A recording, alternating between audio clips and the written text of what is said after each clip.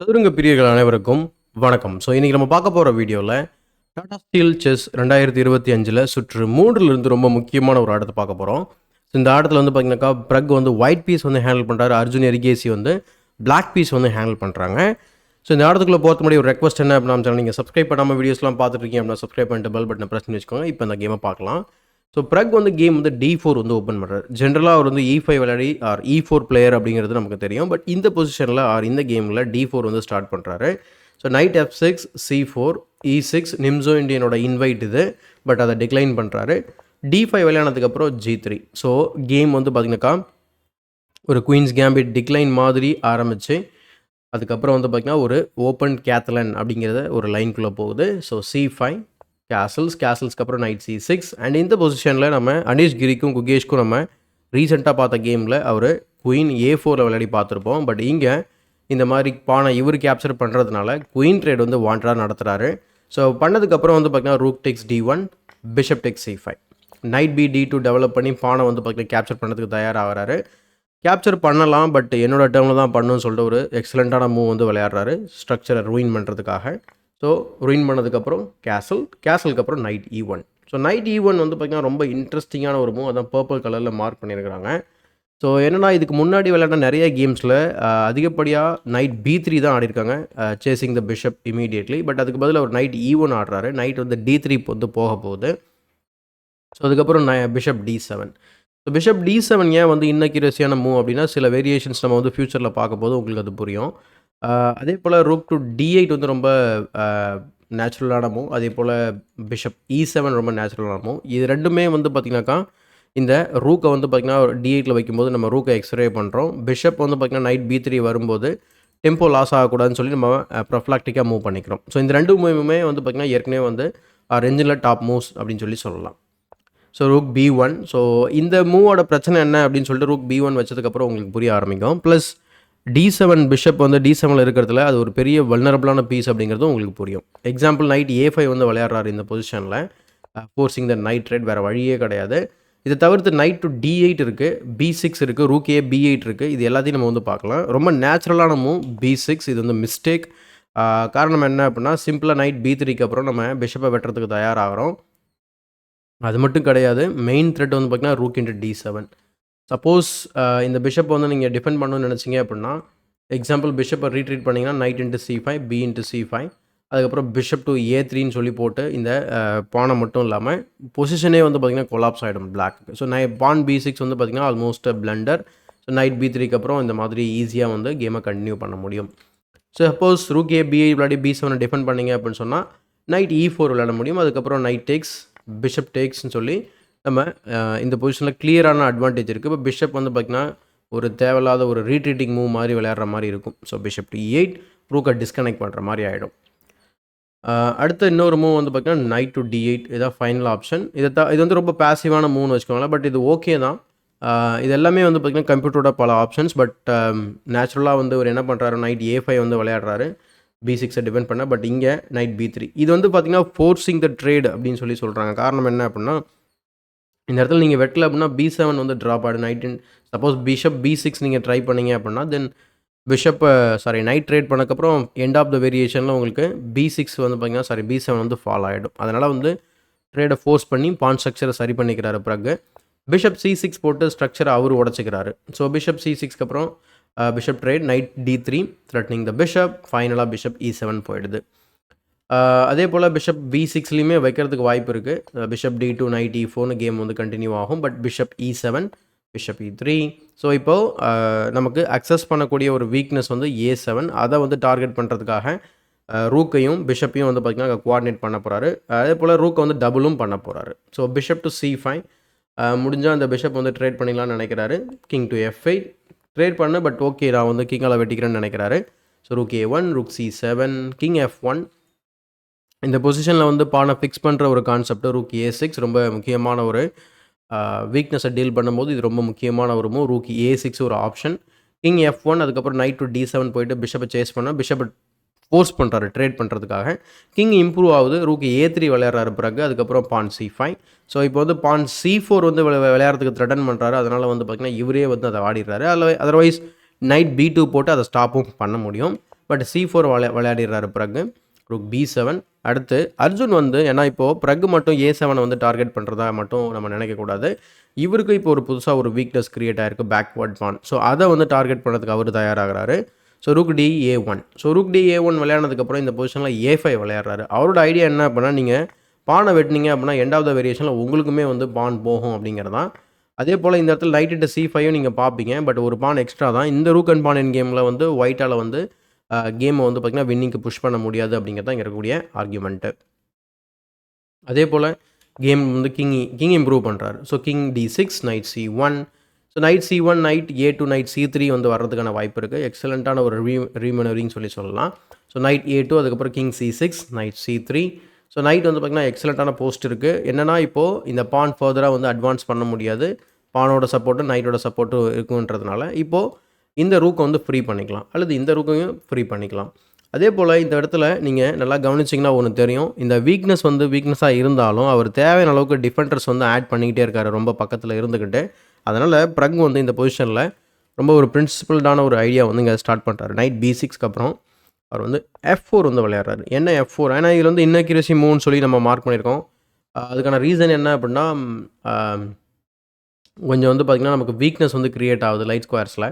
So இந்த F3 R especially E3 வந்து week ஆகுது டார்க் ஸ்கொயரில். சப்போஸ் இந்த பானம் மூவ் ஆகிடுச்சு அப்படின்னா இந்த கம்ப்ளீட்டாக வந்து இந்த சென்டர் ப்ளஸ் கிங் சைட் கொஞ்சம் எக்ஸ்போஸ் ஆகிடும். அது லாங் டைமாக பார்க்கும்போது பிரச்சனையாக இருக்கும் அப்படிங்கிறது தான் இங்கே இருக்கக்கூடிய argument.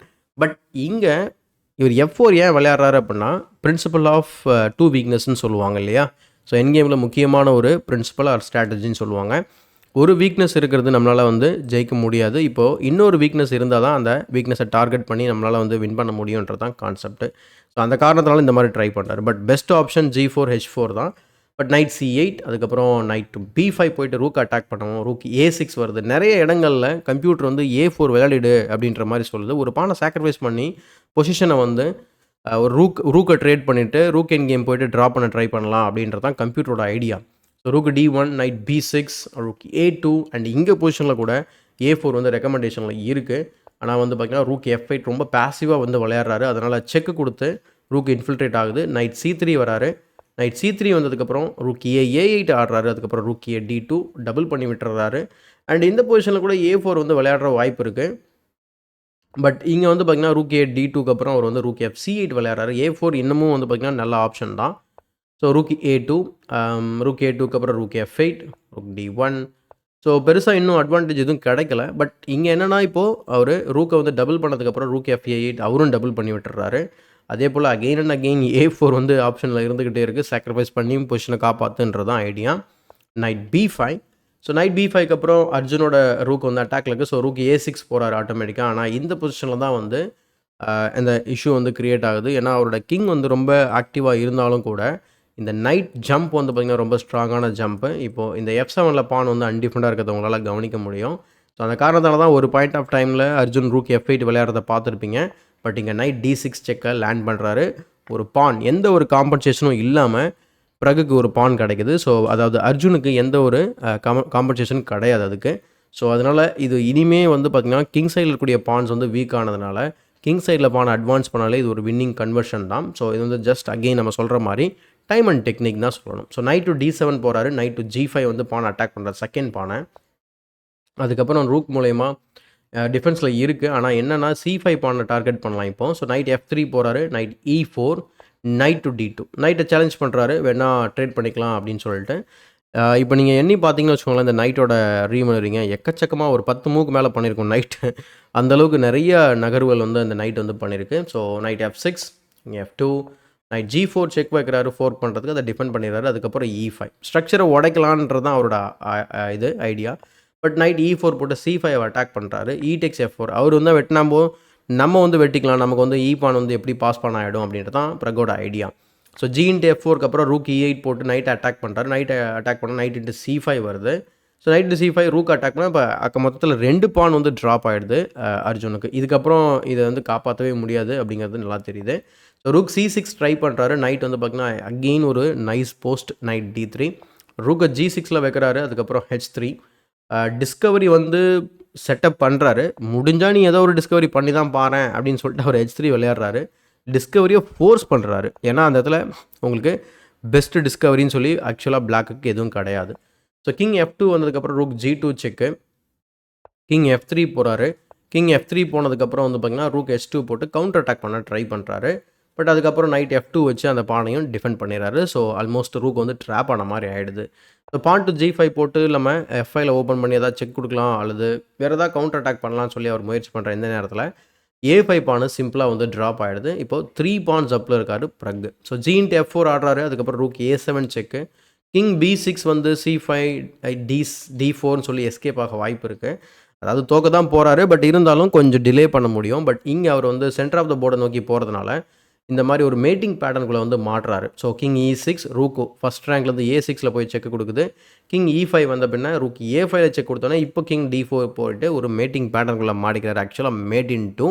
So rook D7 check வச்சதுக்கப்புறம் நீங்கள் ஒரே ஒரு மூவ் மட்டும்தான் இருக்குது. அது நைட்டில் மட்டும்தான் நீங்கள் பிளாக் பண்ண முடியும். அப்படி பிளாக் பண்ணும்போது ஏதோ ஒரு ரூக்கால் நீங்கள் வந்து இந்த நைட்டை வந்து வெட்டினீங்க அப்படின்னு சொன்னால் செக் மேட்டு. பட் இந்த பொசிஷனில் night D5 விளையானதுக்கப்புறம் rook D7 check வச்சதுக்கப்புறம் அர்ஜுன் வந்து ரிசைன் பண்ணிடுறாரு. அண்ட் ப்ரக் வந்து தன்னுடைய ஃபஸ்ட் வின்னை வந்து பதிவு பண்ணியிருக்காரு டாடா ஸ்டீலில்.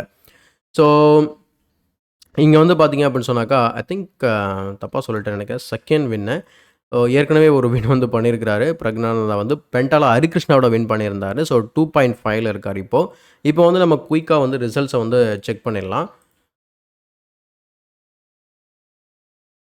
ஓகே.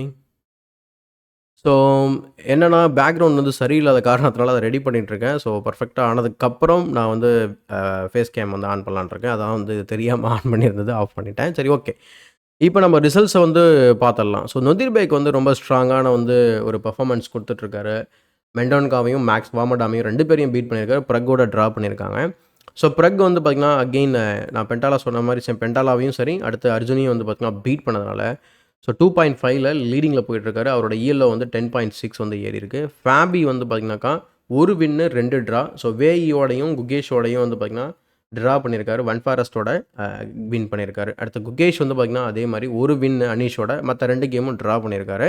அதை தொடர்ந்து வின்சென்ட் கேமரும் 2 புள்ளி எடுத்திருக்காரு. அடுத்து வேஇ, விளாடிமிர் ஃபெதசேவ், பென்டாலா ஹரிகிருஷ்ணா, அலெக்சி சரானா இவங்க எல்லாரும் 3 பேரும் 3 கேமை ட்ரா பண்ணதில் 1.5ல் இருக்கிறாங்க. ஸோ அனீஷ் கிரி, யோடான் ஒன் ஃபாரஸ்ட், மேக்ஸ் வாமடாம் இவங்க 3 பேரும் வந்து பார்த்திங்கன்னா ஒரு லாஸ் 2 ட்ரா பண்ணியிருக்கிறாங்க. அதுக்கடுத்து அர்ஜுன் எர்கேசி, லென் மெண்டான்காவத்தும் 2 லாஸ் வந்து சஃபர் ஆகியிருக்காங்க. ஸோ அர்ஜுனுக்கு வந்து பார்த்திங்கன்னா இந்த டோர்னமெண்ட்டில் ஓப்பனிங்லேருந்து கொஞ்சம் ஒரு மாதிரி தான் போயிட்டுருக்கு. பட் ஓகே, இன்னும் ரிமைனிங் கேம்ஸில் எப்படி விளையாடுறாரு அப்படிங்கிறது ரொம்ப முக்கியமாக இருக்குது. ஏன்னா பர்ஃபார்மன்ஸ் வைஸ் ப்ளஸ் ரேட்டிங்குமே வந்து பார்த்திங்கன்னா உங்களுக்கு தெரியும் 13 ரேட்டிங் வந்து கிட்ட ட்ராப் ஆகிருக்காரு. தட் மீன்ஸ் அவர் இப்போது வேர்ல்டு நம்பர் 10லேருந்து, அதாவது வேர்ல்டு நம்பர் 10 அப்படின்னு சொல்லக்கூடிய அந்த 10 ரேங்கிங்லேருந்து வெளியில் போக வாய்ப்பு நிறையவே இருக்குது. ஸோ அந்த காரணத்தினால அவர் வந்து கண்டிப்பாக பவுன்ஸ் பேக் ஆகே ஆகணும். ஸோ அடுத்த ரவுண்டில் யார் கூட யார் யார் விளையாடுறாங்க அப்படிங்கிறத நீங்கள் பார்த்தீங்கன்னா, ஸோ 4th ரவுண்டில் அர்ஜுன் வந்து ஃபெதசேவோட விளையாடுறாரு. ஃபெதசேவ் இப்போ கூட ஒரு சூப்பரான ஒரு டோர்னமெண்ட் விளையாடிட்டு இருந்தார். ரொம்ப ஃபார்மில் இருக்கார் ஃபெதசேவ். இஸ் நாட் சும்மா ஏதோ ஒரு ரேண்டம் பிளேயர் கிடையாது. அவரும் ரொம்ப ஸ்ட்ராங்கான கிராண்ட் மாஸ்டர். ஸோ இங்கே குகேஷ் வந்து அலெக்சி சரணாவோட ஆட போகிறாரு. And Wei versus Nodirbek and நம்ம Pragg versus Mendonca. So probably Pragg win பண்ண வாய்ப்பு நிறையா இருக்குன்னு நான் நினைக்கிறேன். ஸோ என்ன நடக்குது அப்படிங்கிறத பொறுத்து வந்து பார்க்கலாம். ஸோ இந்த வீடியோ பிடிச்சா லைக் பண்ணுங்கள், மறக்காமல் மற்றவங்களுக்கு ஷேர் பண்ணுங்கள். இன்னும் நம்ம சேனலை சப்ஸ்கிரைப் பண்ணல அப்படின்னா சப்ஸ்கிரைப் பண்ணிட்டு பெல் பட்டனை ப்ரெஸ் பண்ணி வச்சுக்கோங்க. இதே போல் ஒரு பயனுள்ள வீடியோவுடன் உங்களை சந்திக்கும் முறை உங்களிடம் இந்த விடைபெறுவது உங்கள் சதுரங்க சாணக்கியன்.